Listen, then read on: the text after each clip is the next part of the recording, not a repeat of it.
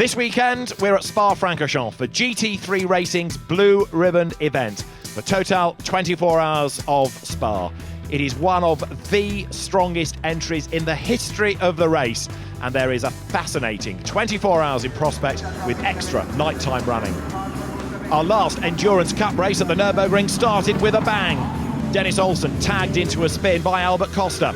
The Porsche effectively out of the race with damage. Costa did a lap and then headed to the pit lane with a puncture and also damage, and that straight away gave the advantage to Dynamic Motorsports Porsche. Battles lower down, Audi taking on Mercedes. Cars fought their way through the stadium as the number 63 Lamborghini became a target, being glanced off by the SMP Racing Ferrari. Then the Lamborghini went rallycrossing. Dennis Linde, Marco Mappelli and Andrea Caldarelli having a tough day at the office. The GPX number 12 Porsche, though, fighting its way back into contention, trying to work its way up the order. But then there was drama. Off the road spun another of the independent Porsches. That brought out a safety car period. Christian Engelhardt took over the number 54 Porsche and did a self-enforced drive-through to reset his stint time. He rejoined behind the number 88 Mercedes, but it wasn't long before the Porsche, with great drive out of turn one, was back into the lead. After that, the Dynamic Motorsport Porsche was never headed, but there was drama for the Audi of Dorian Boccolacci. He'd driven really well, but then just got a bit too keen and ended up in a spin. Patrick Pilet off the road. He'd been chasing the leader. He ended up in the tyres as Lamborghini 63 got another workover, this time by a charging Dries van Thor in the Audi. More woe was to come for the number 63 Lamborghini.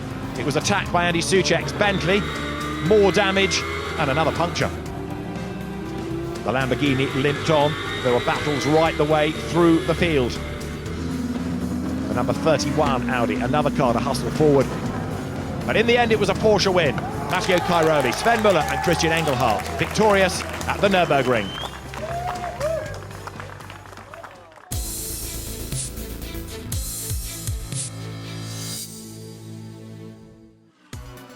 Audi comes here, as ever, with a very strong lineup indeed. WRT has one car being driven by Dries van Thor, Christopher Mies and Kelvin van der Linde, number 31, and that is certainly a potential winner. But as ever with Audi, there is strength in numbers. 31, though, has got to be the favourite car. Dries van Thor looking for a home win.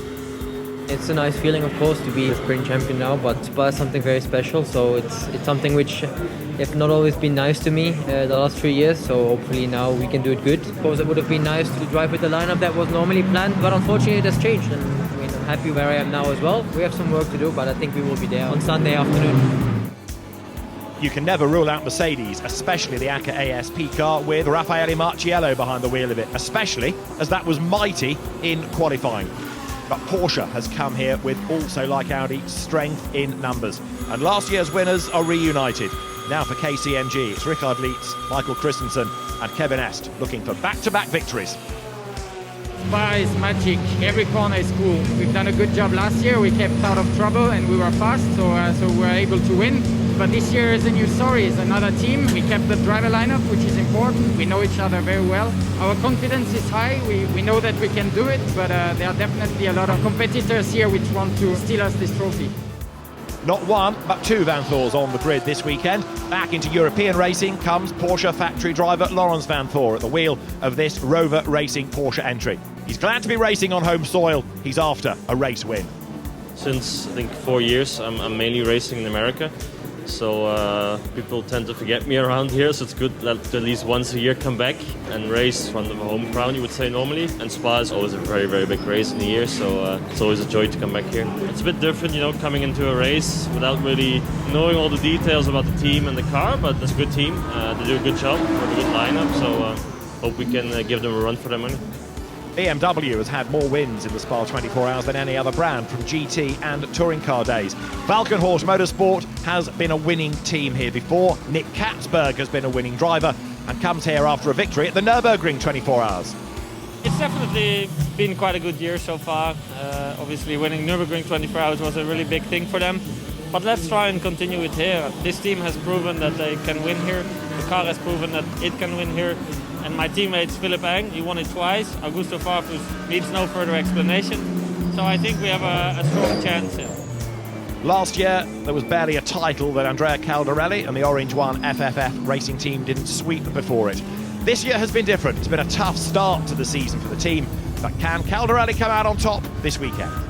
It's definitely my favorite race of the year. It's always so special. This year it's a bit different without the spectators, but still it's a very special race. It's 24 hours, 12 hours in the night, so it's going to be very challenging this year as well. I think we have a very strong car for the race. We are not really focused on qualifying, but mostly on the race. The Total 24 Hours of Spa is a round of the Intercontinental GT Challenge powered by Pirelli. So it's a slightly different looking entry. It includes, for example, the Honda. It's great to have the car on the grid and it's been looking really quick over the weekend. And also we have the Hub Auto Ferrari. One of the drivers in this is Kamui Kobayashi, and he's adapting to the car, adapting to GT3 racing, but doing it very well. I love a spot track. There's a lot of high speed around. The weather is a little bit it's hard to always, judge him. It's more usually we got to happen in the summertime, but now it's most likely winter situation. But always nice to be back in Spot 24 because this is the biggest challenging race in the GT3 races in the world. Already Pro-Am champions in the Sprint Cup, Sky Tempesta Racing comes to Spa looking for a Pro-Am victory in the toughest GT3 race of them all. And on the driving force, Giancarlo Fisichella. I got a great memories here in Formula One. I scored a few podiums, I did a pole position, and last year I had a nice experience with the team here in Spa 24 hours. We finished in 4th position. We are in a good shape. The drivers lineup is the same as last year, but I think Chris and John, they are much better than last year, and I think we can score a good result, yeah.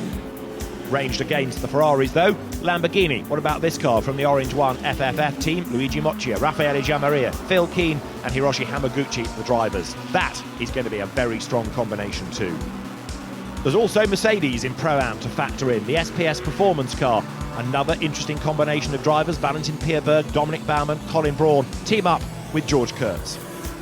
We've had a good season in SRO in the US, and we thought we'd continue and head over to Europe and do a legendary race on a legendary track. When you hit Eau Rouge and Blanchimont, I mean, those are the ones that you really have to be in awe of, and just continue to work on our pace and do the best we can in the race. But yeah, it was an amazing experience, and it's only going to get better. Spa is a fabulous lap. You have that run down through Eau Rouge, the climb up Radion, speed building all the time. The road still climbs as you get up towards Les Combes, over the brow, drop down to Bruxelles, keep dropping downhill through Speaker's Corner and the long looping left of Pouhon to the Piff Path, down past the college, back up through Blanchimont and stand on the brakes at the bus stop, wriggle your way through, and then there's the La Source hairpin. It's a great place to watch GT3 racing day and night.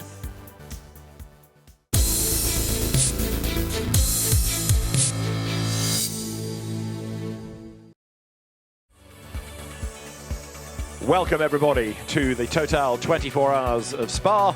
Welcome not only to the GT World Challenge Europe powered by AWS Endurance Cup, but also to the Intercontinental GT Challenge powered by Pirelli, because we make up a round of that championship as well. The grid is an extraordinarily strong one. This promises, and I know I say it every year, but it is absolutely true, it promises to be a fascinating race, but it feels all a bit strange, it must be said, because we are doing this event without, of course, the usual vast crowd that we get and the great enthusiasm that we normally have from fans here. David Addison and John Watson with you for the first element of the race. Look at that magnificent trophy. How many wonderful names of teams and drivers are on that? Stefan Rattel looks at the trophy, looks at those names that John has just mentioned. This is the grid for the Total 24 Hours of Spa. Picking a winner is well nigh impossible, but John, it's time to hold on to your hat because we're set for effectively a 24-hour sprint. Well, we've got 24 one-hour sprint races, in spite of 12 of those hours being in total darkness and the remaining in a sort of a greyish light around the racetrack. I couldn't even predict who's going to win this race, but ask me after one lap, I probably have a better idea. Don't forget, for the championships as well, points are awarded at the 6-hour mark and at the 12-hour mark. Not at 18, obviously at 24, but 6 and 12, if you like, individual races within races to see what you can do for points at those stages. And you try and go well there before you have your so-called mechanical pit stop, the 5-minute pit stop everybody must take to do discs and pads, because if you take that before those periods, you're going to drop down the order and you're going to be out of the hunt for points. We're ready to go racing then. They come up towards La Source, they will round the hairpin, plunge downhill. CW Moses from AWS is the man with the flag. He will officially get the race underway. So right now it is up to Raffaele Marciello, Christopher Mies, the front row drivers, to control the pace here. They have to be in a line. They can't fan out across the road. One of the things we've seen over the last years is penalties given to drivers for moving left or right away from their grid markers, as it were. Only when the race gets underway can you dive out, can you start to try to gain pole position. Here we go. The 2020 Total 24 Hours of Spa is about to get underway. Mercedes, Audi on the front row of the grid. CW Moses from AWS shows the flag. We go racing. Raffaele Marciello, he's in the lead, but is he going to hang on to it? Yes, he is, as they power uphill. Second, slotting in behind him is Christopher Mies. The cars pour through Eau Rouge for the first time. Now the climb uphill. So far, so good. Everybody being respectful of the track, respectful of one another, as 56 GT3 cars are about to descend on Les Combes. It is Raffaele Marciello for Mercedes who's in the lead, John. Yes, Christopher Mies made a challenge going into Eau Rouge, but he finds himself on the wrong side of the racetrack as it transitions up the hill through Ardennes. But look, it's a traffic jam, unbelievable. And cars side by side, almost three abreast, coming into Les Combes, but now they've dropped down into Bruxelles. But still challenges going on. The winning Porsche driver lineup, it was diving down the inside to try and make up a position. You can, at the end of the race, print off the lap chart if you so care, but there's going to be so many shuffles, corner by corner, lap by lap throughout this. GT3 balance of performance means that everybody is pretty evenly matched out of all of this, so this is effectively a wide open race. Look back from the McLaren, it is in midfield, the car being started by Ron Bell. The traffic jam pours downhill, now into the pit path for the first time, and Raffaele Marciello is just eking out a modest advantage, isn't he? He's just creeping away by a couple of lengths as they're diving up the inside. He's Bentley number 3, that is Jordan Pepper on his toes. Is he going to gain a place? He's alongside the Mercedes. Is he going to come out ahead? They're absolutely side by side, but he's done it. That was brave stuff by the Bentley. Yes, I mean, Jordan Pepper needed to make as much progress. You can do so on an opening lap of a race, but you've got to be cautious, because the car that you're going around the outside may not have a clue that you're there, and then there's a danger of getting sideswiped. But Jordan Pepper made a good, clean pass, made it stick. He's making progress, and he will want to continue doing so. But it will get more difficult the further he gets up through the field, the less opportunities he will find being offered up to him. I'm getting worried already about the Team Parker Racing Bentley, because it's not been shown as having done a first sector time. It might be a transponder glitch, but let's hope it's nothing more serious than that, as the cars come up towards the timing line at the end of lap 1. So it's the short first lap, as you see there. Number 99, Dirk Werner, getting himself up alongside the Audi of Mathieu Vazivière there on the run up now into La Source, side by side further back as 54, the dynamic Porsche, gets run out wide. That was Sven Müller, and he's going to lose out, I think, to the Audi as they plunge downhill. Brilliant first lap, and Marciello led it by 0.6 of a second, and now what's he's going to try and build on that. There's a car with a bit of damage as it comes up towards the Les Combes sequence. And look, there's a Ferrari in the background with what looks like a puncture. It's one of the Rinaldi cars, and I fear that could well be Pierre Eret's car. So they're going through the blue Bentley. That is number 11. That's Ewan Mackay. So he's chasing after Kamui Kobayashi. But look at this. It is the Ferrari, Daniel Kylvitz at the wheel of Pierre Eret's car. Puncture already, John. Don't know why. I bet there was debris on the track. I doubt there was so early in the race, and any residue from the incident that occurred in one of the previous events will have been cleared away. So it could have been a very, very slight side rub. The sidewalls on these tyres are very vulnerable, and a driver, look, what's that going down? And the rear tyre gone down on the 55, the attempt to. So two cars within the space of their lap. Finlay Hutchinson, two cars within the space of one lap. Finlay Hutchinson needs to slow down, because the speed he's going at, he may actually do more residual damage than was done initially by the tyre going down. Wow, two punctures, and we're not at the end of lap 2. Full course yellow in 10 seconds. So any moment they're going to slow down. It must be because of the debris. 5, 4, 3, 2, 1. Full course yellow now. It will be a short full course yellow to remove debris in 2 turns. So lap 3, full course yellow, and you heard, I hope, Alain Adam saying a short full course yellow to remove debris in 2 turns. So I think the need for a safety car isn't required, but a lot of work is going to be carried out on that 55 Audi. And, well, we see the load of tire debris coming on the exit of Pujo all the way down to the flip-flop. And whatever residual damage, that's what the team are going to have to now go to work and repair. So really disappointing that for Finlay Hutchinson. We've just also seen Valentin Pierberg's Mercedes go into its garage. There it is, John. That doesn't look good either. Well, anytime a car is pushed back into the garage, first of all, it allows more than 2 people to work on the car at any one time. But secondly, you do not want to put your car back into the garage, because time lost in the pit lane is time that you will never recover back on the racetrack. And we're only just barely 20 minutes into this 24-hour race. How disappointing is it first for Finlay Hutchinson, and how unfortunate was he to be tagged from behind. The damage was done was bodywork and maybe suspension, but then the additional damage with the tire flailing and flailing around would have only compounded that. We don't know what happened to the Mercedes. It's certainly, well, it's a technical issue, whether it's electrical, whether it's mechanical. The bonnet's up. It could really be one of those two things. Replay of the start here as they thundered downhill. Marciello was brave at this juncture, John. Look how close Christopher Mees got, almost nose to nose as they get to the apex, and then the switch back to the right. He has to cut back in. The outside of the corner was too big a risk to take, and then find himself being compromised going over Radio. And there you see the Bolwell Lamborghini off the road and back on again, but up into the lead then. Raffaele Marciello chased by Christopher Mees as the pack battled uphill for the first time here at Spa. Safety car in at the end of this lap, incidentally, as you look back at the start of the race. How about this? Look at that for close. Yeah, I mean, Raffaele just held his ground. He had the upper hand when that switch back from left to right. Mees had to back out of it. And from this point forward, Raffaele Marciello was not going to be overly worried about Christopher Mees. The slipstream that he was providing, it didn't enable the Audi to get particularly close. But Christopher Mees goes to the right of the racetrack, put the nose of the car into the mirrors of Raffaele Marciello's Mercedes. But look behind, the number 4 Mercedes. It's also trying to do narrow angle, trying to take advantage of Christopher Mees' marginal compromise at this point. But there's no way Marciello was going to give up the lead of this race before he even got through Eau Rouge. It's the restart of the race. Raffaele Marciello then storms away, makes the run down towards the hairpin. That's La Source, being chased by Christopher Mees. Third is Mauro Engel. So you've got Mercedes, Audi, Mercedes, the top 3 as the cars turn through the hairpin and now plunge downhill once more. Can Mees make a move for that race lead? Let's see, as out of the hairpin there goes number 30, Mathieu Vazivière, trying to fend off the challenge of Jordan Peppers, Bentley behind him. I'm looking forward to Mauro Engel. He's going to get a tow both off the lead Mercedes and up to Christopher Mees, and that Mercedes looked very strong at the end of the straight, at the end of the opening lap. So a potential challenge for second place from the number 4 Mercedes is on the cards. Number 19, we understand, has been off the road at Speaker's Corner and hit the barrier. So there's a car off the road. Look at the top of the screen. There he is in strife. He gets it all wrong, bouncing over the curb, and boom, the barrier beckons, John.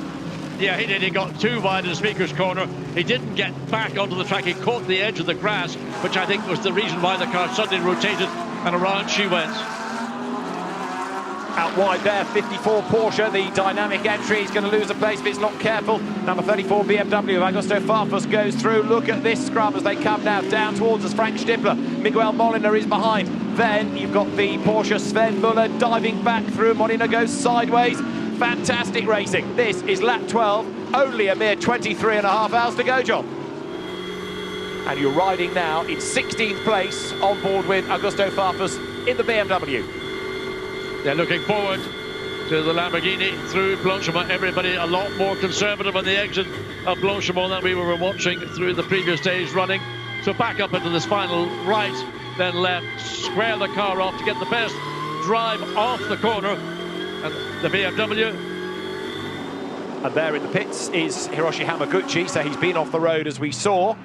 More cars with the wipers on, John. Yeah, I just saw that coming up the hill. All of a sudden, wipers are becoming activated. But look at this racing going on all the way up. The 51 Ferrari almost looks like it might miss the apex of Lake Como. They turn left, so that would be an interesting. Well, they can see that's what's going on. Jaminet has managed to push his way past the 51 Ferrari. I wonder, is that maybe because at the high end of the circuit there is a slight drizzle? Some cars have their wipers operating, others haven't bothered. If it's not enough rain, maybe it's not worth bothering, because you can make the screen a smeary to look through than maybe having the benefit of being sick, whatever you can see. So Engel's got the wipers on. Meeks has a big wobble coming down the board. Off he goes. Yeah, the track is now fractionally wetter than it was previously. Arno Engel's going to try and get past. But look, I'll tell you, Drudy likewise, but he's on the wrong side of the racetrack. Can't go the long way around. He has. He's taken over the third spot. Brilliant move. Round the outside, find a bit more grip. Has he come out ahead? Almost. Yes! Mathieu Drudy has done it. That was brave stuff. It was a good save as well by Christopher Mies at Pouen, wasn't it? Yeah, but Christopher Mies, by almost losing his Audi, set up that opportunity for Drudy and compromised Engel in the Mercedes. Drudy saw it, and then he just made progress. Now he's going to try and get past the sister car of Christopher Mies. He's got the momentum up the hill. He's got the track position up the hill. He's taken away second place. Mathieu Drudy is flying. He's up into second spot then, and not only that, look at the gap he's pulled straight away. Mies is the one really seems to be struggling with the conditions. Engel round the outside down to the bus stop. What is happening suddenly for Audi 31, and where's Engel gone? There he is. He's made a right mons of it. Yeah, he locked him. He didn't lock him. He just outbraked himself, and that's given Christopher Mies the opportunity to get back. So now Mies, who was the one that was losing out on that lap, all of a sudden has managed to get. But the biggest loser of all, sadly, is Maro Engel, who's now three cars wide in La Source. The Audi in the middle, the meat in the middle. I don't know. I'm running out of expletives here. Look at the Porsche coming down the inside now. Sad. Unbelievable. Where's he going to end? Who is going to break latest? Engel goes back ahead of Preining. Big twitch. Michael Christensen's Porsche is there. Then you've got Christopher Mies, who is desperately trying to salvage something out of all of this. And I think Dennis Linde is the one at the back of the pack. Yes, look at the Lamborghini. Dennis Linde, he's got a Porsche ahead. He has to hit the brakes. Michael Christensen is in the way. Christopher Mies is over there. Maro Engel in that part of the racetrack he wants. Up to Lincoln they come. Wonderful racing. Look back, Andy Soucek's Bentley is about to try to gobble up Giancarlo Fisichella's Ferrari. That's a brilliant shot, isn't it? Oh, unbelievable. I thought he was going to... The two-hook, that's what you're looking at, is the rear two-hook and mandatory in all these cars. I thought it was going to go into the Bentley's radiator. So the battle rages on for second place, and we'll just see Dennis Linde gets second. I was about to say we'll find out more about the McLaren. Dennis Linde goes through into second place. He's worked hard for that. Right, tick, job done, he's through. There's Maro Engel through in fourth place, and now look, Niederhauser's got stuck in the traffic. It's the Sky Tempesta Ferrari. Jonathan Hui will try to get out of the way. Let them go into the bus stop now. Maro Engel dives up the inside of Niederhauser in traffic, goes through, goes deep, goes wide, goes off, goes down 2 places. Back past him goes Niederhauser, up and past him goes Thomas Preining. So 1 up, 2 back for Maro Engel. That was opportunistic in the traffic, but he just could not get the car slowed down in time. So now Niederhauser has new opposition to try to defend. Thomas Preining is the man right up behind him, but that was great idealism by Engel. He knew exactly what he had to try to do, but it didn't work, and we're being given a drive-through penalty for number 21, Alexandra Imperatores, KCMG Porsche, for causing a collision with number 84, Phil Ellis's Mercedes. You're on board with Richard Lietz, and he's the one now right up with Maro Engel, who's found himself dropping down the order, not gaining places. Taking a look at the replay, Jonathan Hui trying to keep out of the way, up the inside rather than the outside this time, goes the orange Mercedes, but no chance. Do we feel there's a little bit of rain in the air? I think there is. I think that actually there was even moisture coming up off the curbing, so it has been maybe falling for the last lap or so, but you've got to try, and Maro Engel certainly tried. Here comes Preining to the inside of the bus stop. Oh no, you don't, says Patrick Niederhauser. He fends him off, but he's a little bit deep into the bus stop. That might give Preining the advantage. Remember, it's a little bit slippery here because there's light drizzle falling. Out of the bus stop they come, up towards the timing line. It will still be the Audi ahead, but only just to the outside line. Then the inside, dives Preining. He will brake late, but he's going to go deep into the corner, is he? He's got the job done. Fantastic move, that. Brilliant. He got the car slowed down, he got to the clipping point, and that puts the Porsche of Thomas Preining in third. And in he comes from the lead of the race, as predicted, Raffaele Marciello. That will be lap number 53 on the board. The wind is blowing very strongly. The weather could be about to change, and if you look on the camera lens, there is a lot more moisture, John. Yes, it's been very, very fine. It's that sort of old colours, an Irish rain. It's barely perceptible, but it gets into you, and it will eventually get into the tarmac here Well, they're back now. Dennis Linde back out on track. No, is Dennis Linde behind the wheel? It's Marco Mappelli's just taken over the 63. There we go. And then we got Andrea Caldarelli. We heard from him before the start of the race, looking to see if they can put their season right back on track. And certainly, you look at star drivers, and then you have to look at the balance of driver lineup. That is a super strong lineup. So, 88 left side tires going on. It's still I think it's a sticker tire. It looks like a fresh set of rubber. It is a sticker tire going on to the Mercedes, so that'll come off the jacks. And once everybody's clear of the pit lane, the car will be rolling. Luckily, he is actually near the bottom because Marco Mappelli in the 63 Lamborghini. The Mercedes is rolling, and he's got a long pit exit. Luckily, he's the lead car. Is that Mappelli coming down through? No, it's not. Yeah, it is. Mappelli or not? I couldn't quite catch. It should be Mappelli. Looks like Mappelli has taken the lead of the race. They came in a lap earlier, and now we've got Marcello going back out. But Mappelli, he has that first lap out of the pits, and when he flashed down, he didn't see the Mercedes coming out of the pits because he'd passed pit exit. So effective race leader now with Marco Mappelli. Romain Dumas taken over from Thomas Preining in the GPX Porsche that was third before the pit stops. Let's see how that shuffles around. And Fred Verviche has taken over from Patrick Niederhausen. There is our leader, though. An excellent pit stop. Now, whether they short-changed that car on fuel, I don't know. But whatever they did, they managed to turn it around, do the driver change, get Marco Mappelli out ahead of previous, unchallenged, virtually race leader, Raffaele Marciello. And that might be a bit of a surprise to the ACA ASP team. They probably felt that they were in a very strong position to consolidate their lead. Now, Rafa's the chaser rather than the pursued. Kevin Estre now, he is getting very, very busy indeed. All over the tail of another Porsche. It's Matt Campbell who's also just taken over the Porsche in front of him. It's GPX Racing leading from KCMG. Now threatening Matt Campbell up the inside at Bruxelles. So under braking, Matt Campbell found the back of the car, not quite stable enough. Now tries to on the inside. And that's always a corner where you can find again. Kevin Estre using the racing brain. Gets up alongside Matt Campbell down the hill into Pujol. Takes that position away. Matt Campbell had no choice but to concede. And that was all because he got him slightly wrong in Bruxelles. Put himself on the wrong foot. Kevin Estre didn't have to be asked twice to take that position away. He's done so. He's up to 9th. Up the inside. Can the Porsche do the switch? Matt Campbell, can he get away around the Red Verviche or not? Well, there is the Audi, there is the Porsche down the hill, gets, no, he hasn't quite, has he got it? Almost side by side, he does take it away. Verviche did the wise thing, he backed out, let the Porsche take the position. And, okay, it's one more position he's lost, but the car's still in the race. That always is a pinch point. One of the most difficult parts of the racetrack to try and execute an overtake, and if you're not side by side or nose ahead, then you better be on your toes because it can be disaster, end of a race, in a blink of an eye. Yeah, we've seen with that 66 Attempto Audi, it's not been the quick car in the top 10. It ran second early on. Matteo Drudi really put it towards the sharp end of the field.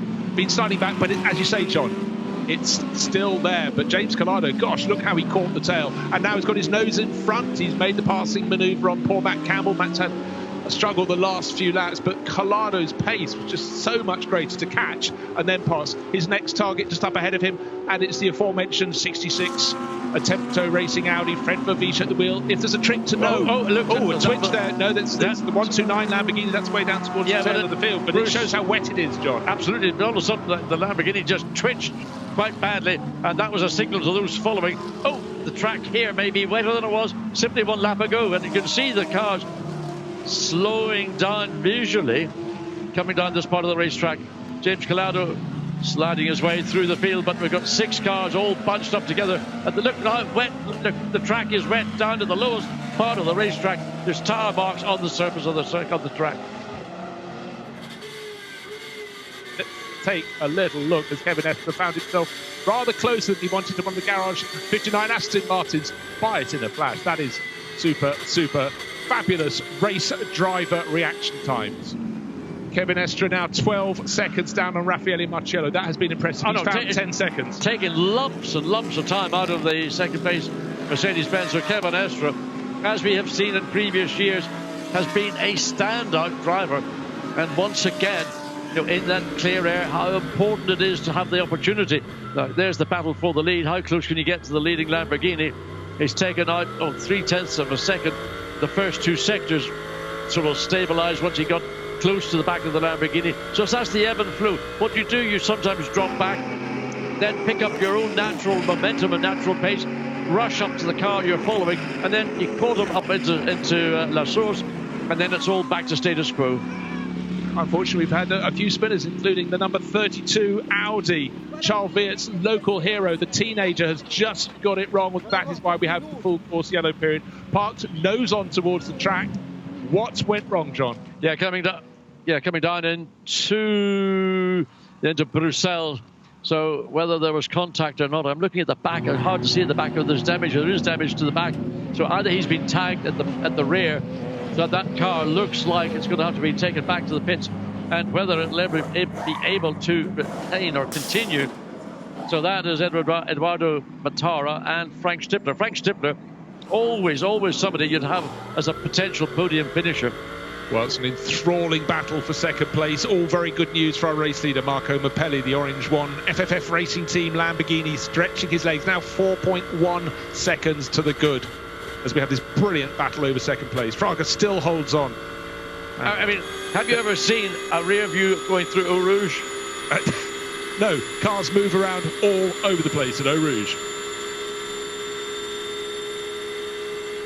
Now, shall we have some little cameo roles? Let's throw in Matthias Drudy, so strong in the opening stint of the race. Haven't mentioned him too much since he took over the 66 Attempto Racing Audi. He is now starting to catch James Collado. So again, in the young Italian's hand, that car goes forward. For Attempto Racing, they really are getting stronger with every year. Yeah, and I think that having the inclusion of Matthias Drudy in that car has been a real masterstroke.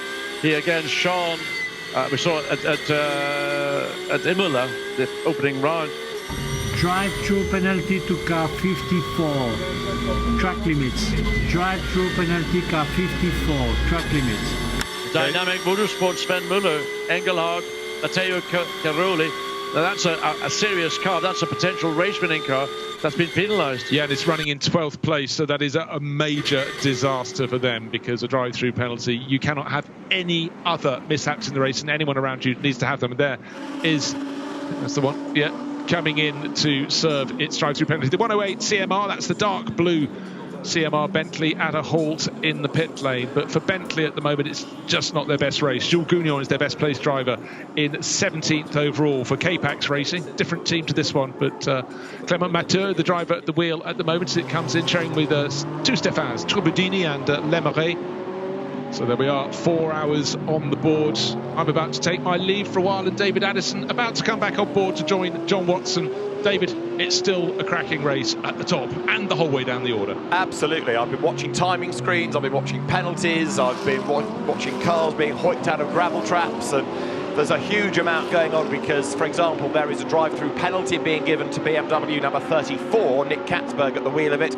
That, the guilty BMW, for the incident against Charles Weert. Charles Weert's car has, I'm afraid, been retired from the race, so also Phil Keen's Lamborghini and the Finlay Hutchison Audi that we saw in strife right at the very beginning. So you come all that long way and you get 9 laps in. That's all that the 55 Attempto Audi did.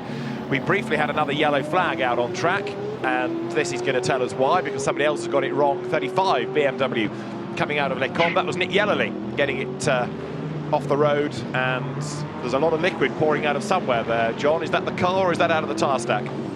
I think the answer is yes. Thanks for your support. Marco Mappelli then leading the way, 4.9 seconds to the good.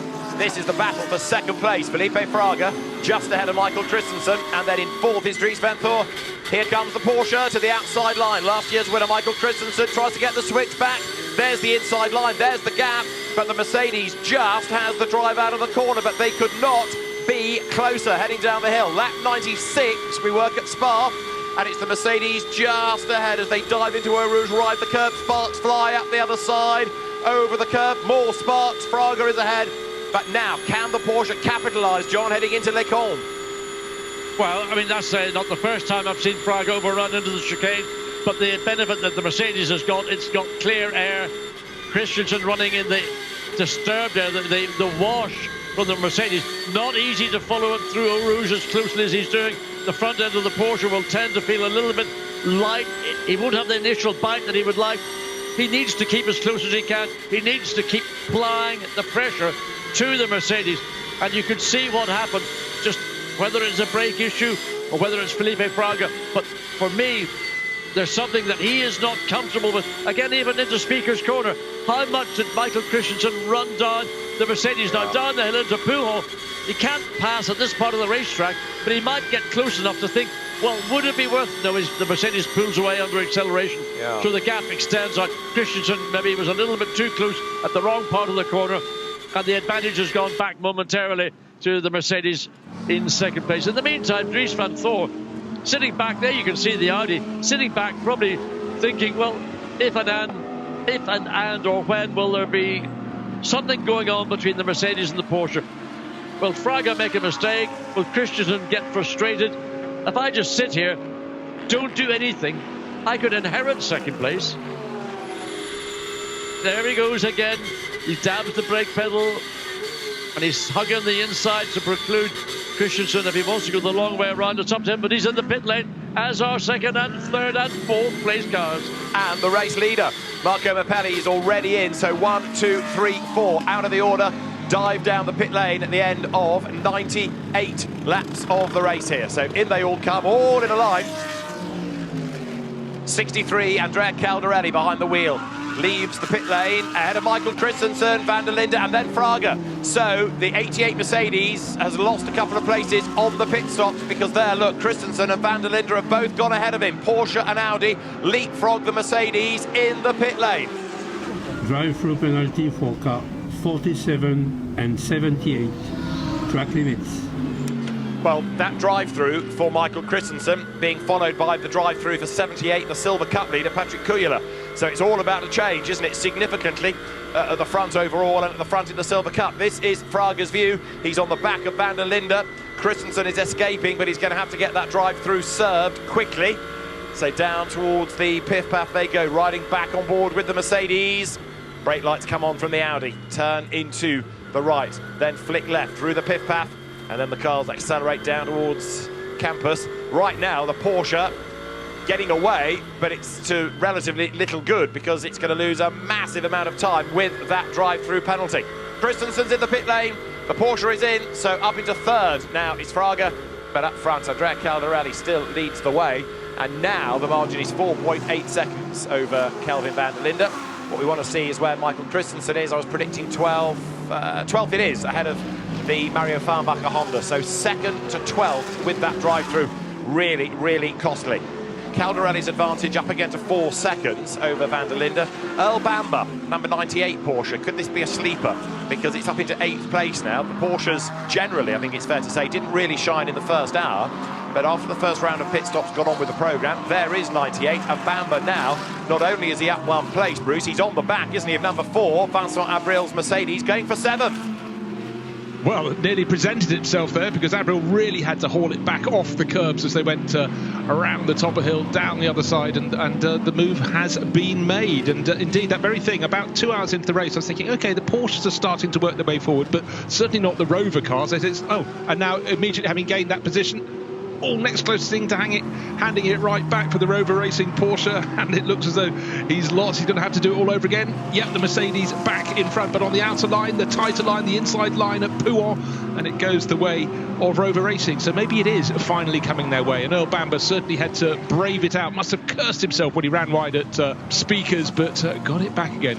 There's a drive-through penalty being issued for Vincent Abril, number 4 Mercedes, in 8th place, and Jörg Bergmeister 10th. Drive-through penalty to car 4 and car 22, track limits turn 3. And off the road is the 74 Ram Racing Mercedes. Raymond Vos at La Source is that. I think he's just outbraked himself, so the Ram Mercedes off the road. Let's try and work out how he got there. And he just seemed to lose that under braking, Bruce, didn't he? Yeah, all on his own. Actually, for rejoining the circuit, that's probably one of the places with the biggest view to see what's coming. Certainly, we've had people spinning earlier, we saw. So Caldarelli leading then from Fraga. So same drivers, same cars. I'm pretty sure we saw the Mercedes and the Lamborghini change tyres.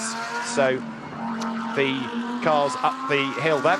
And Kelvin van der Linde is a lap earlier, so he there is on track behind the Lamborghini. So is this our new battle for the race lead? It is. The Audi jumps ahead of the Mercedes by coming in a lap sooner, so on track down to Bruxelles. Kelvin van der Linde in the Audi on the tail of the Lamborghini. Where are they? Coming out of Bruxelles. We go on board now with the Earl Bamber Porsche.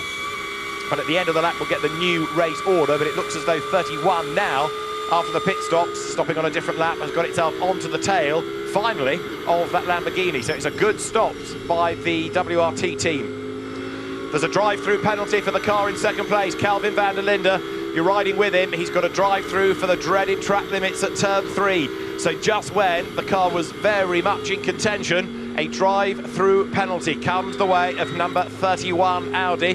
Van der Linde has done a long stint in that car, but now the drive-through penalty applied for that Audi. Second place, Kelvin van der Linde for track limits. So Andrea Caldarelli defending at the moment.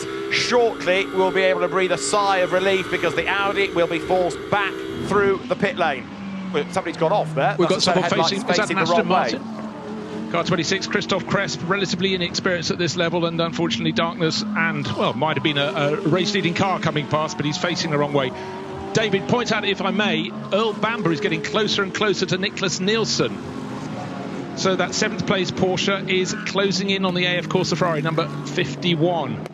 He is indeed, and Kelvin van der Linde is into the pits. So drive-through for car 4, track limits confirmed. Right, Vincent Abril, I think I'd mentioned that earlier, but he hadn't served it. He is now definitely having to serve it. This, though, is 31, so this is Kelvin van der Linde's stop.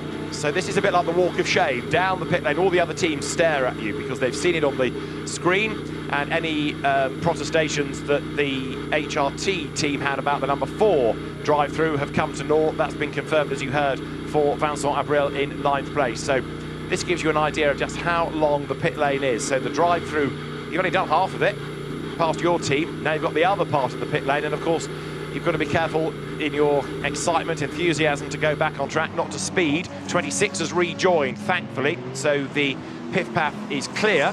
Christophe Cresp was 46th and has rejoined the circuit after being off the road for quite some time there.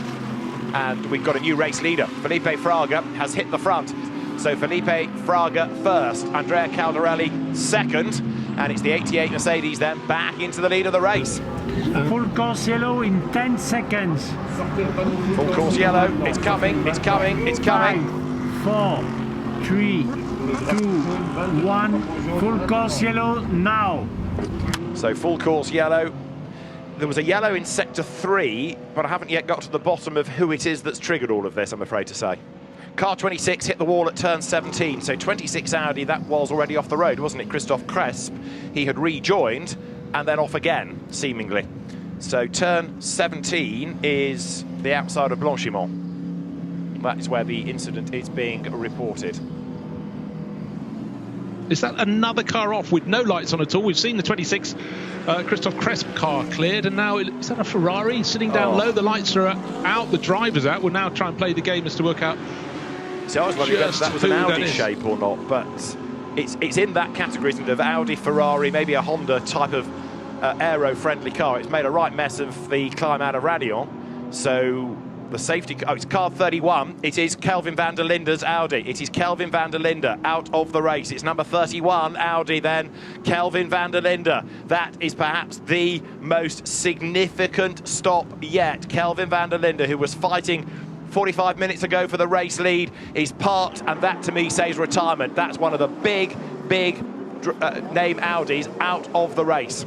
The Audi baton now is going to have to be picked up by 66 Patrick Niederhauser, and there is huge frustration at the 31 garage. Dries van Thor, Christopher Mies know what it's like to win 24-hour races, be them in Germany or here or elsewhere, but I'm afraid it ain't going to be a victory this weekend. That's a big blow. That's Christopher Mies, doesn't know what to do with himself, does he? And there the recovery is almost done at the top of Ardennes. So the speed is increasing as we are behind the safety car, but no news yet as to when we could release them because we need that flatbed off the circuit. Felipe Fraga leads. We're on lap 141 at Spa. We're behind the safety car again. Raffaele Marciello leads in the 88 ACA ASP Mercedes. Earl Bamber in second place in the 98 Porsche. Dennis Linde in third position. And I've been scrolling back trying to figure out exactly why the Porsche is so high up. Did they back time the entire first 6 hours with that Rover Racing Porsche to get into the points lead at the 6-hour mark? Or were they leaders right after the 6-hour mark because everybody else then dived in for the pits having scored the points? And I haven't yet found the answer to that. Into the bus stop, and oh, now was that contact from behind? It had just a little feel that it might have been. I think there was bat before ball there. Riccardo Fella in the Emil Frey Racing Lamborghini, and somehow they're all within hundredths of a second of each other. Yeah. But also you've got the guys in third and fourth, the 98 car of Lawrence Van Thor. Yep. And the number 3 car. And the Bentley. Where's as well. Where did that come from? That was, you know, just amazing. And look at this cluster of cars. So still the leader, 88. And they still behind that K-Pax Bentley. Can I remind everyone that this is a 24-hour race? Well, and this is a 24-hour race, ladies and gentlemen. If it was a 1-hour race, you'd be right in saying, where's that Bentley come from? How can it have qualified 20th or 30th or whatever it was and be here? But because of pit stops and full course yellows and safety cars and penalties and all the other stuff, you know, nobody's on the same play sheet as everybody else. Is that the Mercedes going through? No, that's the Ferrari. That's the Ferrari. That's the pass for the lead. Yeah. That's James Collado in the 51A, of course, of Ferrari. He has just taken the lead there, under braking up the inside, the classic way from Felipe Fraga. So James Collado, and let's measure these words, leads for Ferrari. He's doing better than he did in Formula E, which is good. We want somebody to do better and move forward with their career. We like that.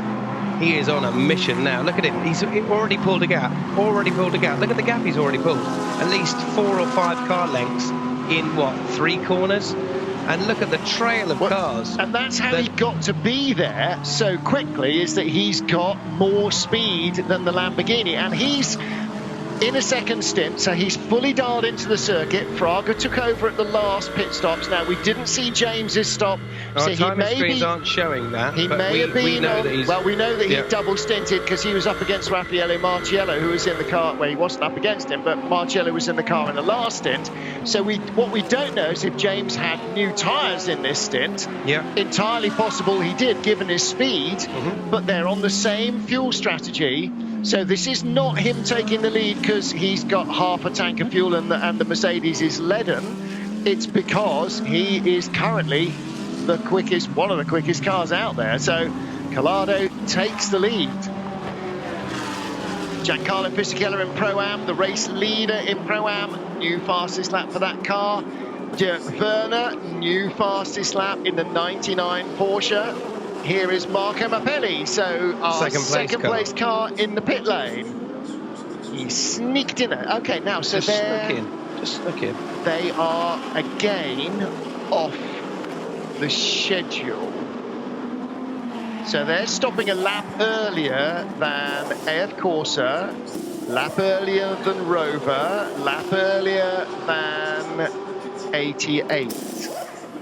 88 has a puncture. Is that why he's dropped down to 8th place? He's not in the pit lane yet. He's going pretty slowly. This is out at Blanchimont. So when you've got a puncture, drive as steadily left front. Oh, and it's a front engine car. But it does front punches do much less damage. But that has shed the rubber. That's the rim. Because rubber, oh no, that's not. Yeah, it's shed the wheel. He's lost the wheel. Yeah. That's a hole where a wheel used to be, to almost paraphrase Bernard Cribbin. So he's come back with 3 wheels on his wagon and a splitter. Now, trying to come into the pit lane at speed, okay, fairly easy, but trying to stop at the right time and let the mechanics now have to do their job by picking the car up. That'll turn left pretty easily. It's not turning right very well, so when he gets here to La Source and he has to turn right down the inside, he will already be very well versed in it not turning right. We're going to now see the moment when the right front left went. Bang! Oh wow! So under braking at Les Combes. So the Ferrari in front. So no contact. Was very lucky. Yeah. Because if the Ferrari had been a few metres closer and the Mercedes would not have stopped in the prescribed area, he would have gone straight up the back of him. So as you said, contact earlier, because there's marks on the car and a bit of tape. And whether or not it's, it was related to that is hard to tell, and probably even hard to tell, in a clinical biopsy that they'll do later of what remains of that left front corner. I don't think you can do, really, because it's done so many more laps after the incident. Yeah. We just saw a recovering Ferrari, the 52 Ferrari, just recovering from a spin. We just saw that in shot. Okay. So that's AF Corsa's Pro-Am class car. So 52 car, Nick Hopperson, Louis Mashiels. I just caught the end of it, just as it happened. Oh, yeah, there you go. So he's spun, he's facing the wrong way, give it a bit of welly, try not to stall it, try not to spin again, bit of damage on the front left. So that won't help for the aerodynamics later in the race. And then get back going again as safely and as quickly as possible without ruining anyone else's race. So that was the 52 Ferrari. Yellow flags in sector 1. So for Y, Pete's, for Y. So on board. Bamber in third place. Is that the Honda in front? It is the Honda in front. So the Honda's not ahead of him, but it is in front of him on the road. And using all the runoff area. Back on the way in. The Honda's easy to spot because it's got that long light all the way across the top and the two little curlbacks. That's the only way I know that. I spotted that quite a lot earlier. There was a good cut back there that didn't happen. So let's look through here. What's the downforce? Okay, so here we go. We've got the run down the straight. Trying to duck out of the spray just to get a bit of clear vision. Honda's moving over on the right. On the limiter, the car going brrrr. Yeah, but you could actually see... Very difficult. You could see, even though Bamber got a good run out of Eau Rouge and closed, and he was in the slipstream, the Honda still opened up the gap at the top of the hill. So the Honda's got long legs. Now, it will lose out somewhere else, and that's the way balance of performance works. If the Porsche's got better slow to mid-speed traction, it will be hampered somewhere else, and in this case, it's top speed. Well, what Bamber's doing is he's hassling the Honda driver. Yeah. So the Honda, let's say, has got... Let's say the Honda's got a little bit less mid-corner grip. Here we go. It'll have better top speed as a result because it'll be given that power. There is millimetres difference. This is great stuff. In the dark, in the rain, at Spa. Can we go around the outside? There's more grip around the outside. Yes. Full course yellow in 20 seconds. We've done the move. Perfect. Just before full course yellow. Full course yellow in 10 seconds. What a great, fantastic move. 5, 4, 3, 2, 1. Full course yellow now. Access to pit lane is forbidden. Access to pit lane is forbidden. The pit lane is blocked between the exit of the Formula 1 and the entrance of the entrance pit lane. Pit lane is forbidden. So here's the 991. Now, so this is the pit lane exit light before on the Formula 1. Before the turn, yeah. So before you turn right down the hill. Whatever's just happened ahead of him, Now, so there are two ways of going into the endurance pit lane, the downhill side. You can come in through the Formula 1 pit lane and turn right, or come through the gap in the wall at La Source and just dive in, and potentially somebody has done that by mistake. Oh, look at the little bonfire. Yeah, they've got well, going. listen, you know, Look at that. it's Bless not going to them. dry I love anything that. out, but every time they get a chance, they can go and at least warm their hands. Oh, Contact. Heard it. Definitely contact there. Heard it from the camera. You almost through. never hear it. Is the Audi through? No. No. That was fantastic. You almost never hear contact like that unless it's Audi's really still not heavy. It seemed like carbony, like a brush, but nothing massive, but just that almost had the sound of something crumpling. So now Audi's often flap, you know, where the front wheel arch returns back down behind the wheel. Often that bit flaps loose if it's had any sort of side-on contact. But of course, it'll be on the side that's on the inside of the circuit, it's away from all the cameras, which are on the outside of the circuit. So we're only going to see it from head on, and again, he lumps it over the curbs. Not sure he's doing that car any favours, Patrick. Well, we definitely heard there was definitely contact. He's bouncing it off Lamborghinis, he's bouncing it off sausage curbs. Maybe he heard me and he wanted to make the lap. Here we go, and again, there was. I don't know. I don't think the Lamborghini got sideways. I think that time there may not have been. Looking at the race vision powered by AWS Speed into Eau Rouge, and we got a change of place. The Lamborghini is behind, the Audi's in front. Up the hill he comes. He's done it. That's got to be another investigation, though. Was there contact at La Source? Well, maybe it doesn't have to be an investigation. Maybe there just wasn't. Ezekiel Perez compact Mercedes is the fastest currently through Eau Rouge, or into Eau Rouge. Well, Patrick Niederhauser is definitely got his sleeves rolled up. Listen to this, Charlie. Oh, in slow-mo, you don't hear it. We can't hear it. But there definitely contact. Yeah. But the move was set up here. It moved on to the next corner, and as I said, what did I say to you? I think the 66 car is getting a little bit impatient, and I was bang on, because... And here at La Source... Was there contact? Yeah, oh, yeah, definitely. Yeah, 100%. Yeah. Only the tiniest bit, though. Tiniest bit, though. Lamborghini must have been off throttle, because the tail didn't step out at all. There you go, a swerve. Yeah. And then down we go. 129 in trouble. And that car in 39th place overall. It's Michael Petit in the Raton Racing Ferrari. And that was, for a long time, our AM leader. And this is at the top of Eau Rouge as well. So I'm going to guess either safety car or... Now... Yeah, because that's going to light up. Fire. Yeah, that's not a spin. And the flames are starting. There we go. We can start to see them licking at the top, and it's in a very vulnerable place. Okay, so now full course yellow. We're seeing the 5-minute technical pit stops happening here. So the 66 Audi. There is the 51 car. It's doing its technical change. So by the time David Addison wakes up, they will all have done it, won't they? Yes. Yes. So all the notes I've been making to tell him will become immaterial, because nobody will owe us one. Because but this is pretty awesome to watch. Yep. Green flag, green flag. So the safety car is out of the way. Dennis Linde leads the charge. There's Tandy, 4th car in the queue. Behind him is Matt Campbell, 5th car in the queue. So that's 2nd and 3rd, nose to tail. And James, no, it's not. That's the other GPX car.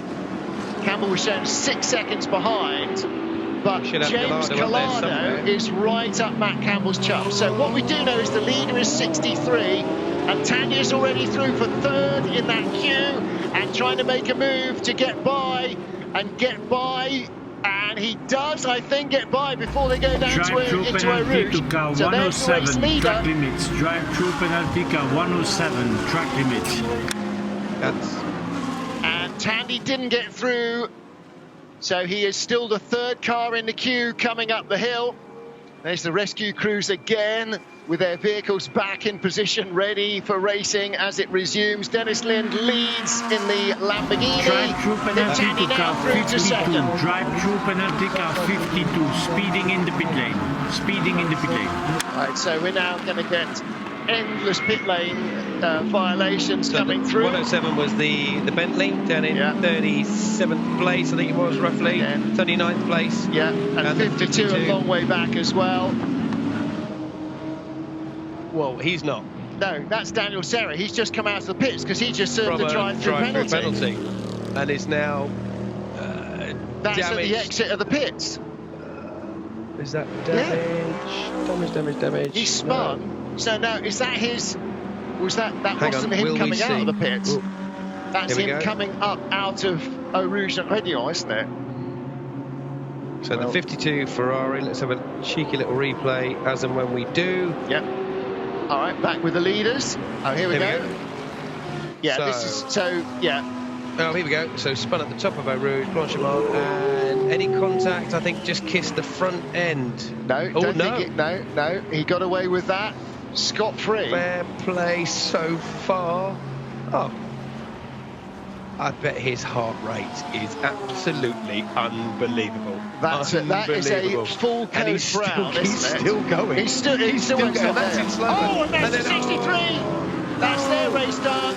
Heavily into the barriers, exactly where the Ferrari had just gone off. That is He lucky went the Ferrari wasn't offline. there. The race leader is out, and we will have a full course yellow, and we will probably not need to go to safety car because Dennis Linde drives away, and again. Here we go.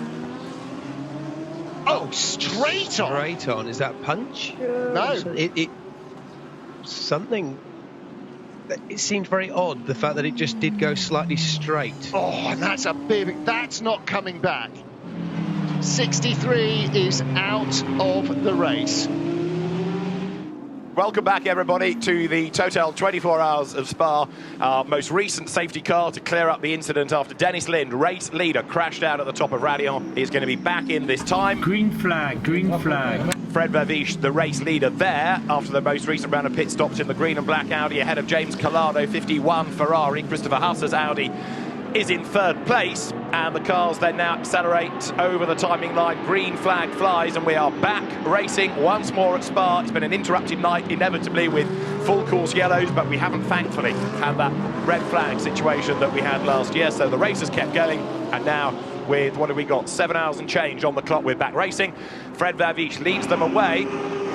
He's got 2.5 seconds in hand over James Collado as the cars power their way up through Radion. Then this is now that 3.78, and the cars storm their way up towards Les Combes.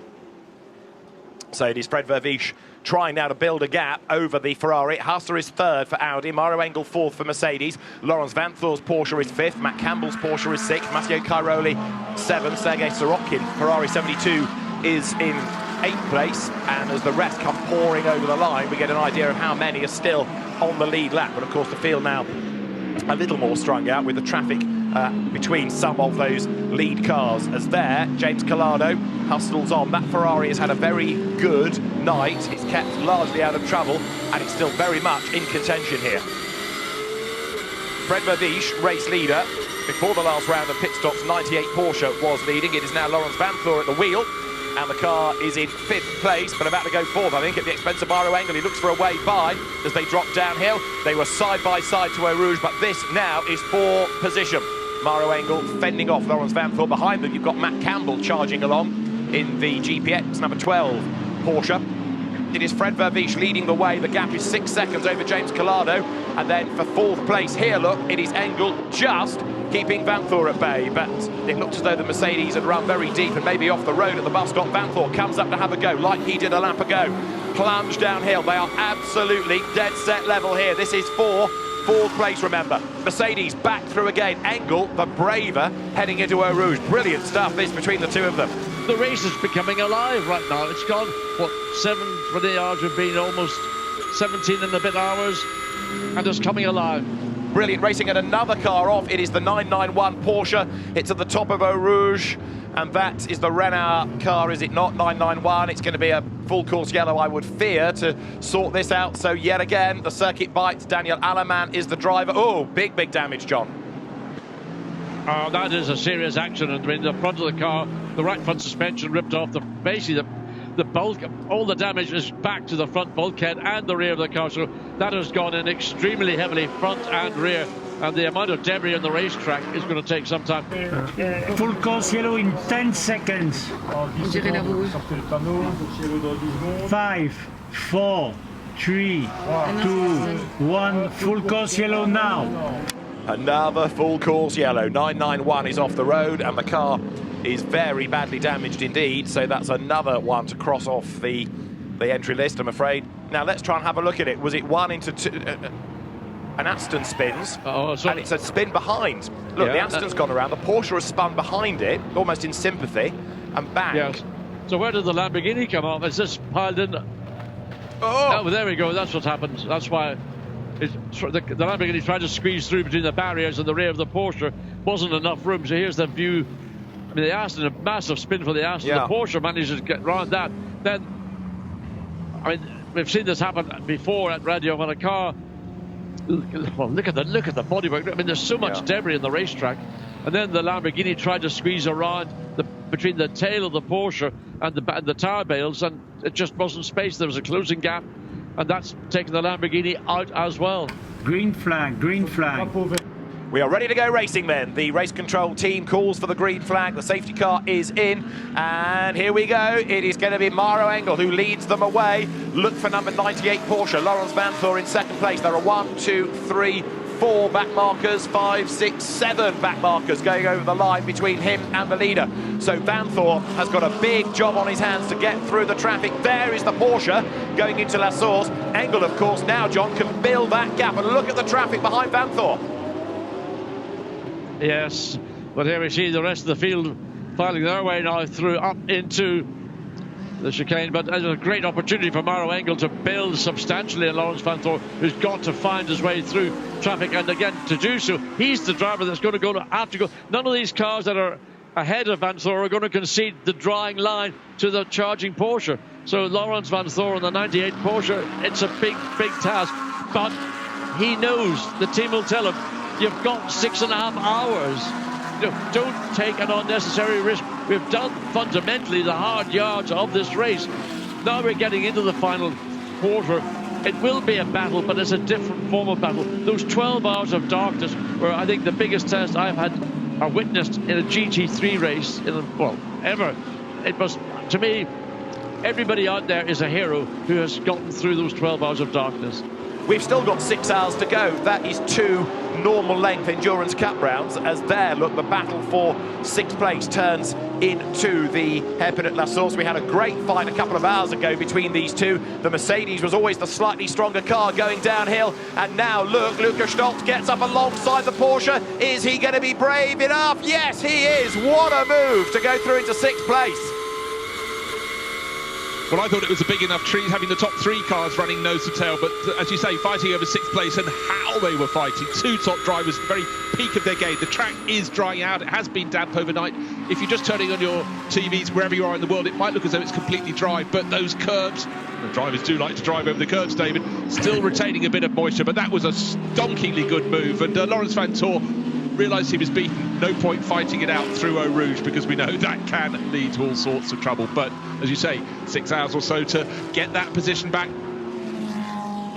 Well, Drudy almost up against the wall as he comes diving in, so a very good stint. So he's got to the end of lap 419 in the pit lane. So there is car 66, 419 laps completed. Mattia Drudy bringing the car in. The Tempo, the team of Arkin Arca, made its name really in the Porsche Super Cup and Carrera Cup Germany. Came into GT racing with a McLaren at one point, but has sort of shopped around different brands and has become a very happy Audi customer. And here, carrying Audi Sport branding with Audi Sport factory drivers given to the team for the first time.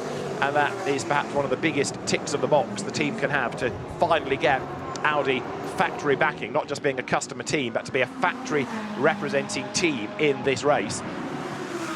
The Audi accelerates away now, so Fred Verviche is going to be up the hill in the lead, but he won't stay there because there goes the Ferrari. New race leader at Spa, 51, takes over the advantage on nice warm tyres. Alessandro Pierguidi is the race leader there. Behind in second place is Fred Verviche. Right on his tail is going to be Marcus Winkelhock. So there, 1, 2, 3. Winkelhock in the black and orange Audi comes up on the outside line, goes second. And so Fred Verviche, trying to get the tyres up to temperature, drops back into third place. Number 90, Ezequiel Perez Companc, is in, so that the Mad Panda can take on more bamboo, or the car can take on more fuel. The Mad Panda Motorsport entry. Right, this is Verviche. This is the pass for second place. That wasn't a huge amount of defence, was it, by Marcus Winkelhock? So I think, again, possibly Chris Reinke, the head of the customer racing programme at Audi, saying, let's get these cars in an order where the quicker one can do the chasing, and if there is a hair out of the two Audis, it would appear to be 66, wouldn't it? Yeah, again, so very, very quick in the hands of Matthias Trudi, now very, very quick in the hands of the man who knows Spa oh so well, Fred Verviche. Let's see, what's the gap to the... OK, 4.5 seconds to the Ferrari. I sense that's going to come down. Yeah. But that was definitely a... over I go, over through you go. Message received. I'm an Audi Works driver. I do what Audi tells me to do. Now, don't adjust your eyesight. That is the livery on the ARC car. Boots on Ginny on car. Karim OJ climbing out, and Benjamin Lessen about to get on board. John, did you draw that? It looks very good. Well done. Certainly I might have done it in my childhood, Bruce, by a old box of crayons that we were all given as kids to shut us up. We didn't have laptops and internet and all that stuff to distract us and probably taint our minds. And that age, that very... Oh, the age of innocence, John. An age of innocence, and an age where we could be influenced by things that really we shouldn't be. So we stuck with the crayons. I love the history of the ARC cars. Some years I think they hit the target, some years not. But the fact it's in the race is something that I think is such a rich part of the history. Still the race led by Fred Verviche, but now he's come into the pits. He came in one lap after the fellow Audi of Winkelhock came in, but they're all going out, even though actually coming in a lap later might have given them more of a chance to read the weather changing. Let's see what happens to the 66 Audi. Wet weather tyres being held ready at the back, but are those the ones that can be put on? Absolutely. It's raining in the pits. This could be a call that will have a significant bearing on the outcome of this race, because wet tyres are ready. Now, it's not how wet the track is as we speak, and how wet it will be in 5 minutes' time. That's more, for me, the concern as to whether you go onto slicks, stay on slicks, or you put on a set of wet weather tyres. This is rolling the dice for attempt to racing. This could either win or lose this 24 hours of Spa, with just over 4 hours remaining. But the racetrack, you can see the grey line is getting darker, and the consensus view here in attempt to racing is roll the dice at this moment. We may not gain initially, but over a longer period, this could be the smart call. On small things, a race can turn, John. We know that. So everyone is on slicks in the top six, except the 66 Attempto car. It might be right, John. It may not. But 5 of its closest rivals all on slicks. So we've got the change of the lead. We've got Winkelhock has switched. They've decided, yeah, your slick tyres are good, but the lap pace, it'd be interesting at the end of this lap. Suddenly, you know, we had the advantage, 2 seconds at the end of the previous lap for Fred Verviche, just over 2 seconds. And now, not only is it swapped, but it's going out at a rate of knots, John. Where is the green-nosed Audi? I don't know why the gap has suddenly opened up, been overtaking, and I think maybe Verviche might have made an error or something has occurred which we haven't picked up on. But certainly, if that is the case, I mean, the wipers are going on the 66. Is it staying out? It's going to. They've made their bet on the wet weather tyre, and they're going to have to lie on it, because right now the slick shot Audi of Marcus Winkelhock is ahead of the wet tyre shot Audi 66. And look at Fred Verviche is looking for every bit of moisture, dampness anywhere on the racetrack. So who made the right call? Well, we can really judge by what we've got on timing and scoring. Let's watch and see. Here we come out of Bruxelles. So look at Winkelhock. Comes up, tries to get down into Speaker's Corner. Can he get it down? Well, just about, sneaks through. Fred Verviche had no real answer to what Marcus Winkelhock could do. There is the leader being caught now again by Fred Verviche. So leader on slicks, Verviche second place on wets. 5 seconds on that last lap. Verviche took out of the race leader. Now, We're back. You could say it's status quo, but it's status quo that isn't status quo because it keeps on changing. But this has been a fabulous race. I know, contradict myself as I go. But around the outside, he can do that. He's got grip. But look how much spray came off the curbs there. And much more rain flecking on the camera lenses as well. But Fred Verviche wants to take the lead back. And Marcus Winkelhock, he's going to be on absolute tiptoes on those slicks, David.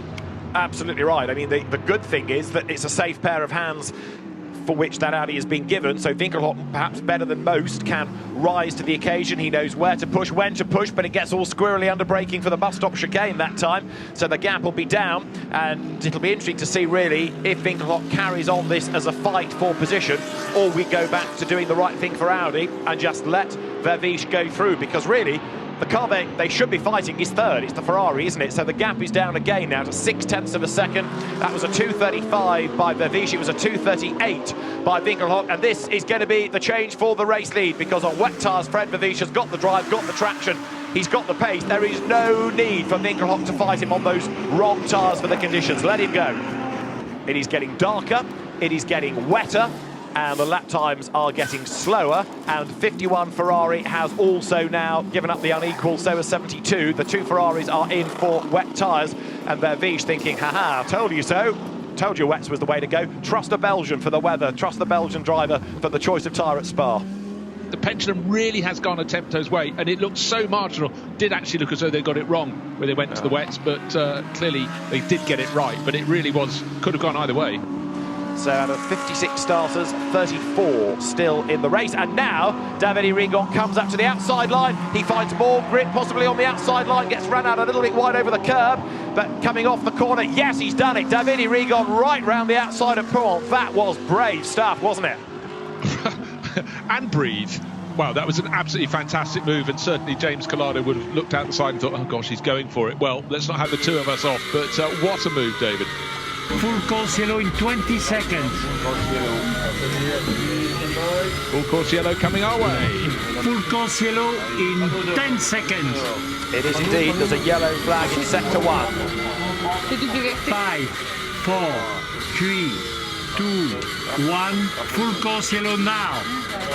Full course yellow on lap 469. Let's see who and where. It is the 33 Audi that has gone wide into the barriers. That is Ben Goethe. That car's had all sorts of woes and penalties in this race. It has had 31 pit stops, and now it's embedded itself, by the look of it, in the tyres on the outside of Eau Rouge, though it's gone wide, shedding bodywork as it's gone, look. And so the car needs to be extracted, driver needs to hop out, and so we go under the full course yellow. It is car number 33 that has triggered this one. Nick Tandy, the 98 Rover Racing Porsche, gaining ground. The Porsche's looking good, John. You suggested when it got wet they might do that very thing. Nick Tandy certainly had a good stint through the night, and now really, really attacking after the withdrawal of the safety car. Oh, we've got a spin of the Fricadelli Racing Team Porsche, and it's gone right across the nose of the number 5 car that was leading the AM class. No, off at the edge of the circuit, but it's almost inevitable at La Source. Someone is going to get it wrong in these conditions. Yes, let's watch and see. Was it an assist or not? Well, there's 3 in well, that's the 4. That's the Lucas Stolz, who's behind Maro Engel behind the wheel of the number 4 car, and then the sister car got involved. But it actually was the number 4 car trying to split the 2 cars on either side. What I'm going to keep an eye on is the battle for third place, because Nick Tandy is closing on the third place Ferrari of James Collado. Look, Fred Verviche has taken the advantage, slipped up the inside, coming up into the late coupe, got a better run out of the Paul Frank curve, and there is what experience is all about. Read the position, executed it perfectly, takes the lead. So for Dorian Boccolacci, now he finds out what it's like to race with a face full of spray.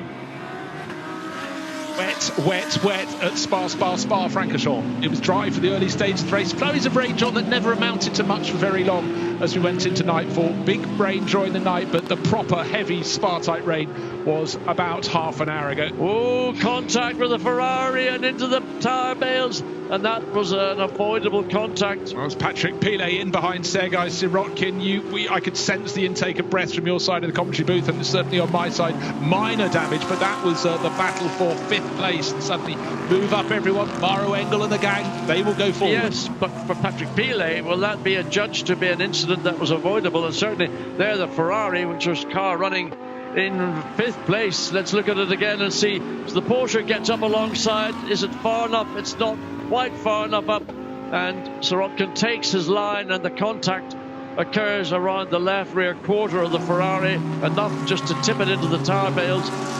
We've got the leading 7 cars all on the lead lap and all covered by just over 34 seconds. That is how close this race is.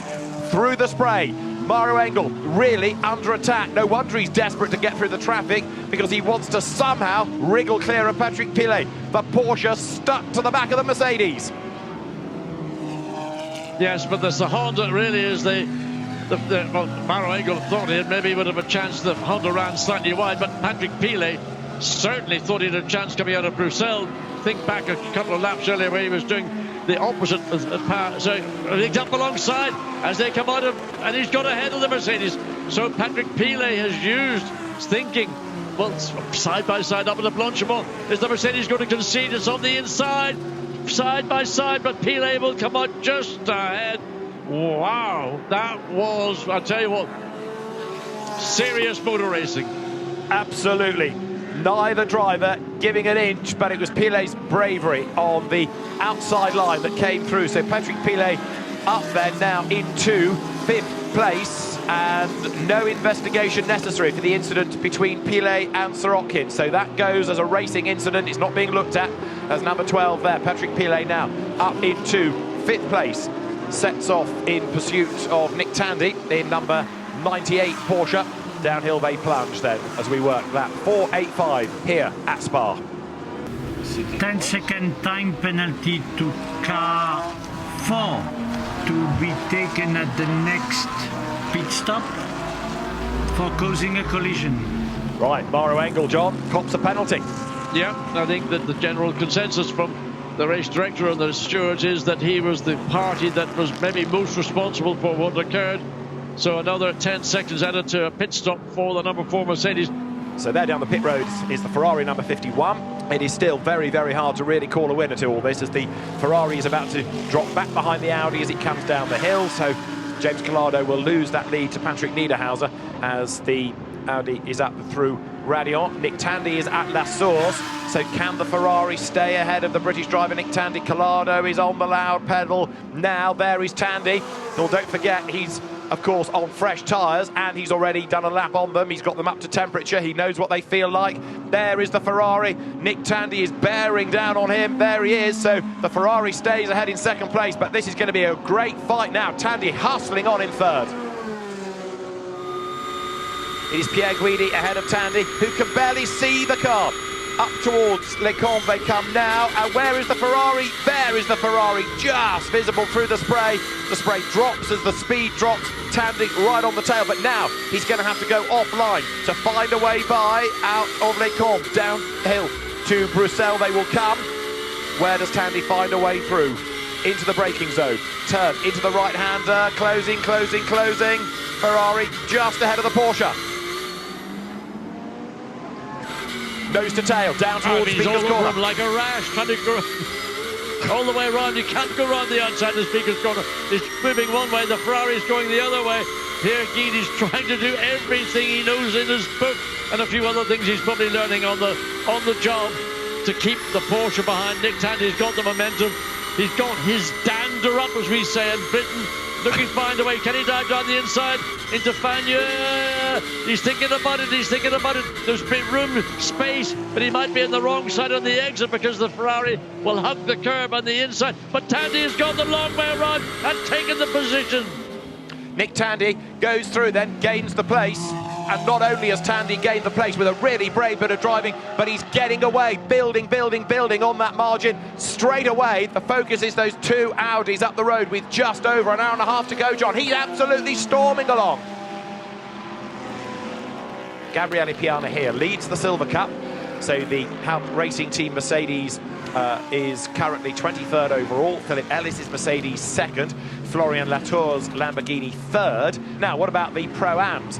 It is Sandy Mitchell for Barwell ahead of Maxime Martin, the local hero in the Aston Martin. Down to 3rd in the class is Eddie Cheever in the Sky Tempesta Ferrari. David Perel is 4th ahead of Jens Klingman's BMW and Colin Braun's Mercedes. We've got another car off the road. It's 163, I understand, that has hit the tyre barrier within the 3rd sector. So we might be heading for full course yellow in a moment. Let us see as 93 Ferrari, their 3rd in Pro-Am, goes through. But there's a yellow flag out in the 3rd sector of the lap right now. That is the Lamborghini off the road. So the car will need to be recovered and will no doubt be going to a full course yellow.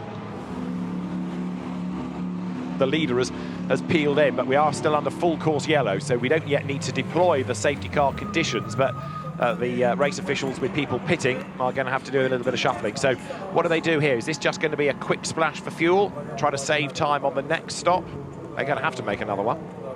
They're going to have to. They can't go an hour and 13 minutes on a tank full of fuel. No. You can't do a driving stint more than 65 minutes. Correct. So they're going to have to do another. So is this the long stop with a very quick final stop, or the other way around? See how the pit stop times tally when they leave. Well, if we could... Yeah, that'll give us the indication as to what their plan is, as the sister, the 99 car there. Tyres out for the Audi. So fresh tyres going on to the 66. And the Porsche is on its way to take over the lead against the Audi. So they've kept that on its original set of tyres. Nick Tandy then gains track position over the Audi. As the Santa Lock Racing Audi comes in, and Dorian Bacalacci seemingly is going to stay on board to take the checkered flag. Yeah, that will be its last stop. There's a stint there, so that car doesn't have to stop again. And Nick Tandy is in to reset his stint time as well. So 98 Porsche is into the pit lane, same situation with an hour and just about an hour and 4 minutes for that, an hour and 3 to go.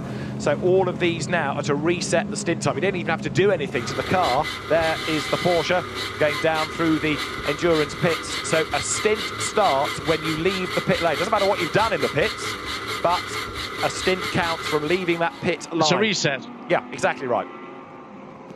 Oh, this is going to be an hour. So there we go, Porsche trundling down. Yeah, just over an hour, trundling down the pit lane. Fresh rubber goes on to the 25. It's Dorian Bacalacci. So it's going to be I tell you, unbelievable. All the permutations. You've got to be almost a lawyer to interpret and read the rules and understand how to use the rules to your advantage. So as Bacalacci gets rolling, he's got to go up to La Source, go around the inside, and then as Niederhauser, he is making his way back onto the circuit right now. So 66 has also done a reset. So that car came in with, 63 minutes pretty much on the clock.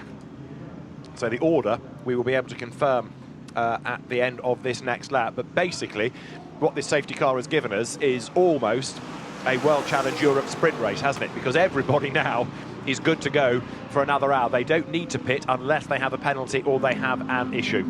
Wow. Green. Green flag, he's ready, we go racing. And look, Nick Tandy is on his toes because he gets away, whereas there is the Porsche set to block the Audi here. Different team, same brand, so Niederhauser has got to fight his way up past the slower Porsche as he comes down towards La Source, and Nick Tandy can just get away, can't he, and drive clear of the opposition. Yes, and I mean the assist from the Porsche will be, squeeze in the middle, 25 and the 51 Ferrari, did they get together? Oh goodness, that was almost a repeat of what we saw a few minutes ago with the number 4. Now the Ferrari trying to find its way past the Bentley, down the hill into a spray, you can't even see your hand in front of your face. 54 minutes on the clock then, so the last hour of the race well and truly joined as the cars paddle their way down through the Piff Path. 54, Matteo Cairoli ahead of Alessandro Pierguidi, but it's a battle for position there. The Ferrari tries to get through. Does it go through? Yes, side by side they come. On the inside for Campos, it's going to be the Porsche, but round the outside goes Pierguidi. That gives him 3rd place. That was brave. There, Bacalacci fights back around Engel, but he gets run out wide, so Mauro Engel's Mercedes hangs onto the pace. The gap between the leaders at the end of that last racing lap was 2 seconds. Tandy edging clear all the while now from Niederhauser in second spot. Hard on the brakes into the bus stop. 17 minutes remain as they go through the right and through the left up towards the timing line now, and the Porsche tries to line up for a move into La Source. They have not been this close, have they? It's what, less than a length as they go over the timing line. 0.173 of a second. Cairoli to the outside line. Don't try it there, Matteo. Get the undercut if you can. Get the switchback. Go for the inside. Now. Can't do it because the Ferrari covers off the line. But now Cairoli does squeeze up the inside. No, he can't. The Ferrari's just got the grunt, just got the aero maybe in the straight line down past the endurance pits. And so Pierre Guidi is ahead, but for how much longer? Fantastic racing, isn't it? This is for third position. And look at this, after 23 hours plus, they are covered by 1/10 of a second. And again, the Porsche tries to get the run out of the bus stop. The Ferrari just able to stay ahead. Last lap through was 0.173 of a second. This lap is 0.115, it's even less. Right, Matteo, have you learned? Wide in, tight out, get up the inside. No, Pierre Guidi covers off the line. Porsche has a look.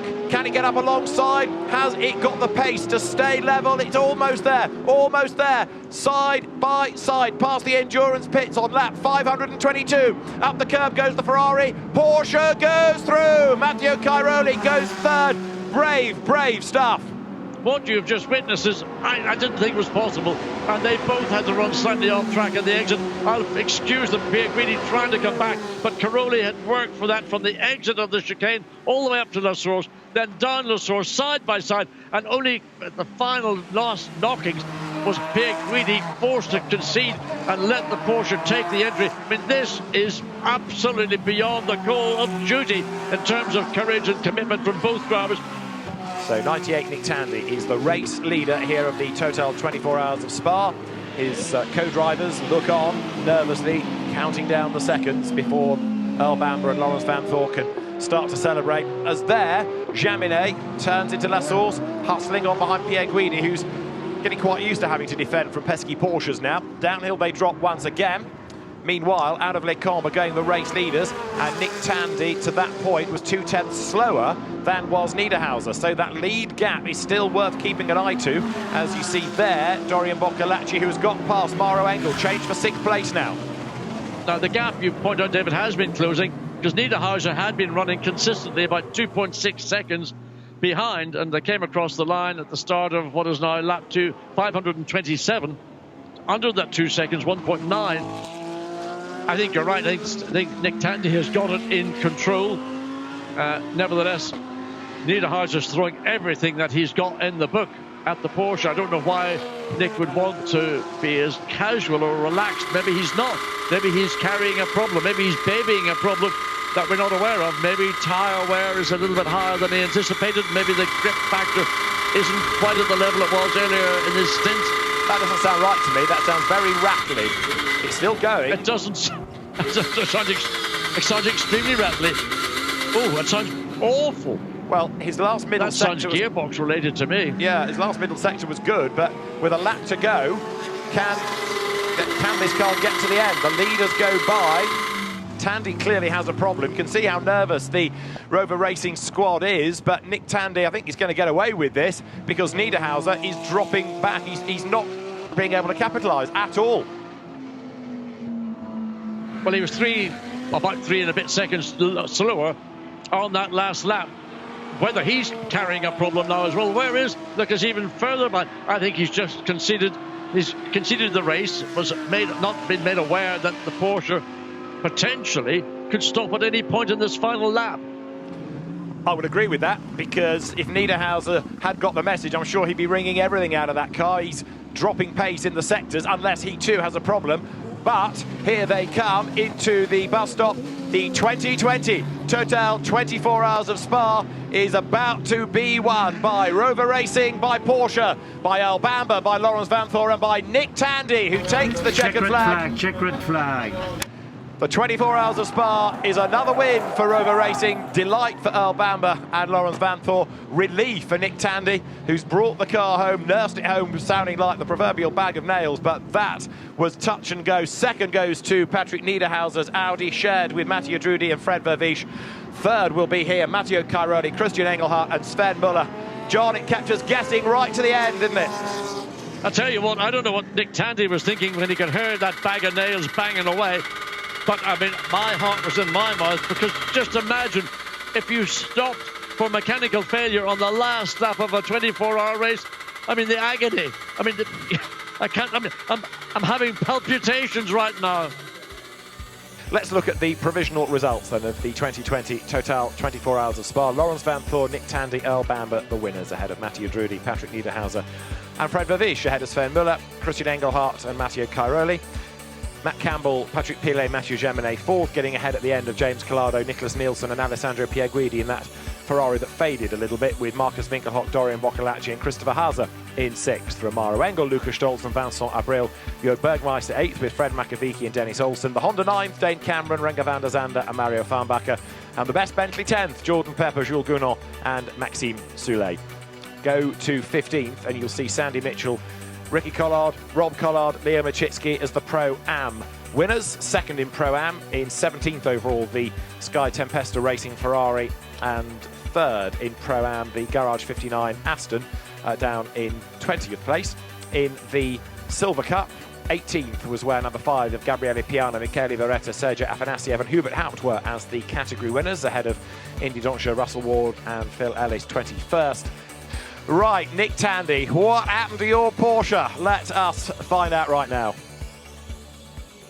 Nick, congratulations, an incredible drive at the end there. What was wrong with the car? If you look down here, there's oil coming all out the back of the car. With 1.5 laps to go, I don't know what's happened. We've split the gearbox, we've broken a diff, or drive shafts has come out. But there was a horrendous noise, and I mean, I'm so sorry for our competitors, but I covered the track in oil. Luckily, there's only 1 lap to go. But that is the most emotional last stint I've ever done. The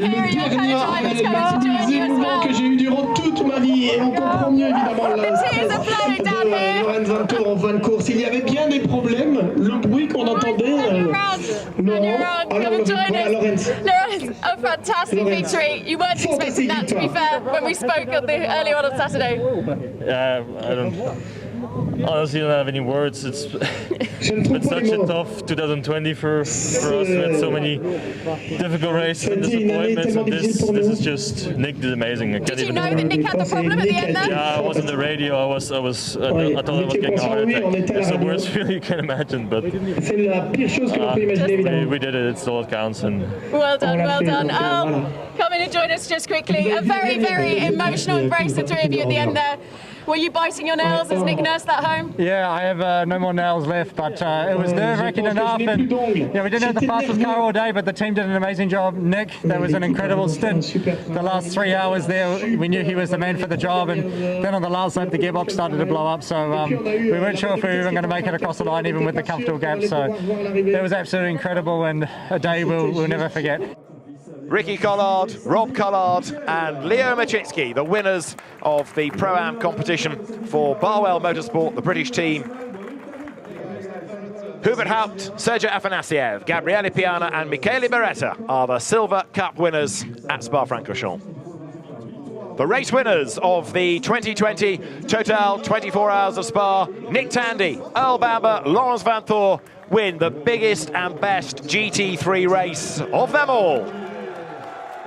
Rover Racing wins at Spa.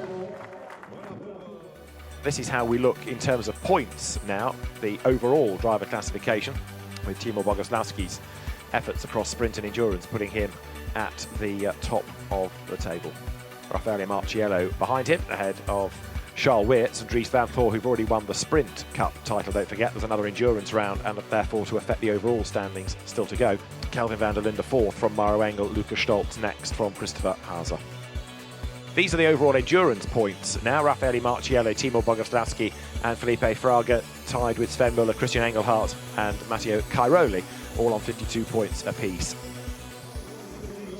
Nick Tandy, Earl Bamber, Laurens Van Thor win the 2020 Total 24 Hours of Spa after a nail-biting finish. The Porsche just held together as the fantastic winner's trophy is held aloft. And what a drive, what a result, and what a way to end a race that was absolutely full of surprises, full of drama. That is the 2020 Total 24 Hours of Spa, won by Nick Tandy, Laurens Van Thor and Earl Bamber. Thanks for your company. It's goodbye from Spa.